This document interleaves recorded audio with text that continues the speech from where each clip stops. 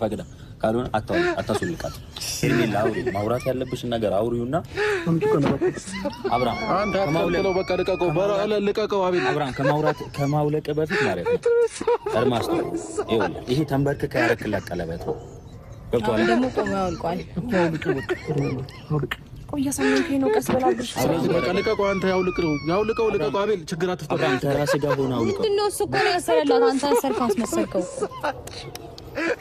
እንደውም እዚህ ውስጥ ብትከታተልች ቦይዋስ አለ ብታረጋ ከልብህ እንደዛው ታየው ይላ ደስ ብሎናል። ቀለበቱ ስለወለች እና ቤተሰቦች እናንተም አብርሃም ያደረገላት የሪላ ቀለበት ያው በእጃችን ገብቷል።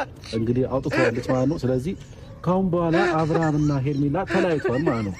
በቀለበቱም ሆነ በምንም ልትይዟቸው አብርሃም ከልብ ነው አብርሽ ቀለበት ለኔ ከዚህ ደቂቃ እና ሰዓት ጀምሮ እንዳትነካ እንዴ ሴት ልጅ ነው እንዴ አንቺም እኮ እሱን እንዳነኪ ማለት እንችላለን። ምክንያቱም ቀድሽ አልሰማንም። አሁን ደግሞ አደረሽ ሌላ ነገር አሁን ደግሞ አደረሽ እኔ ሀሳብ ቆይ አንዴ አዳምጠኝ። አንተ ቀለበት አውልቅ ያልከኝ እኔ ቀለበት አላውልቅም ማለት መብት አለኝ አይደል እንዴ? ለምን አስገድደኝ ታስወልቀው ያልክ? እኔ በጣም ለብዙ ነገር የምመኝ ሰው ነበር። በቃ ተረጋጊ። ይሄ እኮ ከራሱ ጋር ሄርሜላ ማልቀስም ከፈለግሽ ቤት ገብተሽ ብታለቅሽ እንደ ሀሳብ ከራሱ ጋር አይደለም።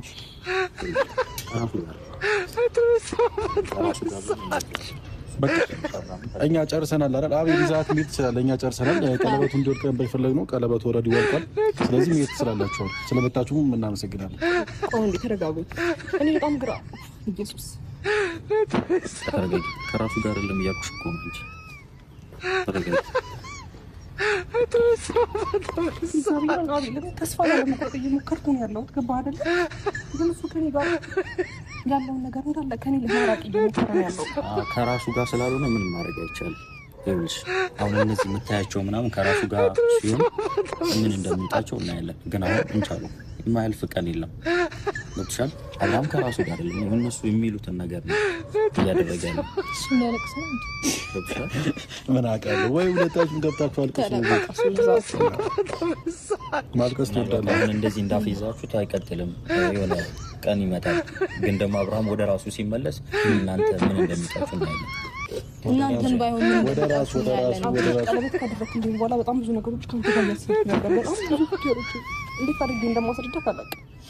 እና ደግሞ እናንተ መሀል ክፍተት ሲኖር ቀለበት አውጪ የምትለኝ አይነት አልነበረም። ብዙ ቃላቶች ነበሩ እኮ አብርሃም ከኔ ጋር በጣም ብዙ ነገር እያሰብክ ነበረ።